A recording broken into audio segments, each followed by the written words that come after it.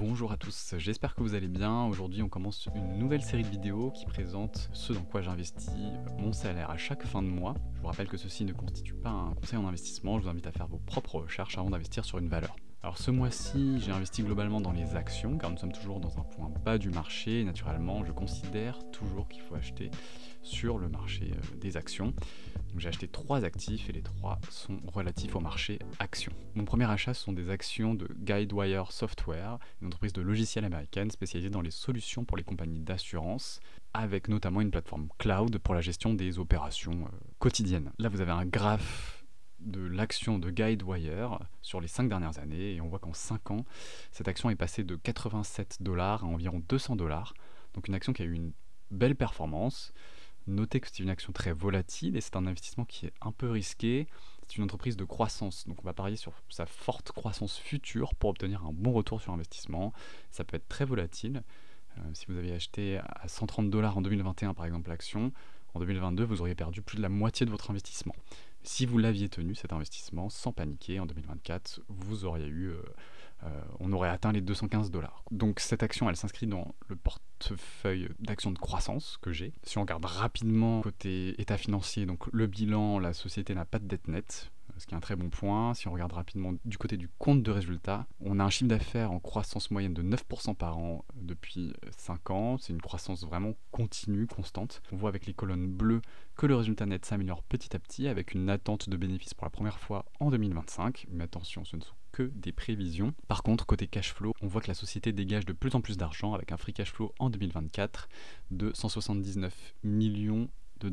C'est un très bon point pour la société, naturellement. Mon deuxième achat, c'est un ETF Leverage USA x2 que j'ai acheté sur Boursorama pour profiter avec plus de vigueur du rebond des actions US en m'exposant au marché qui est assez bas, tout comme la valeur du dollar par rapport à l'euro. Alors sur ce graphe ici en rouge, vous voyez la régression linéaire du cours de l'ETF Leverage sur 5 ans. On est à peu près à un écart type en dessous actuellement et je crois en l'économie américaine, en la dominance du dollar, d'où cet investissement, surtout à ce moment précis. Un équivalent un peu moins risqué serait un investissement dans un ETF S&P 500 par exemple. Toutefois, je songe à restreindre les investissements en leverage ou peut-être au moins adopter une gestion plus prudente avec prise de bénéfices un peu plus rapide, notamment vis-à-vis de la situation entre la Chine et Taïwan. Je ferai très certainement une vidéo dessus prochainement. Enfin, mon troisième investissement, c'est Novo Nordisk, donc société danoise qui prend place dans mon portefeuille, enfin. Une entreprise pharmaceutique avec une expertise notamment sur les domaines liés au diabète et à l'obésité, avec des produits très populaires comme Ozempic et Wegovy. Novo Nordisk, c'est une entreprise dont le cours de l'action a fortement chuté depuis juillet 2024. On repasse à des niveaux de valorisation d'avril 2023 actuellement.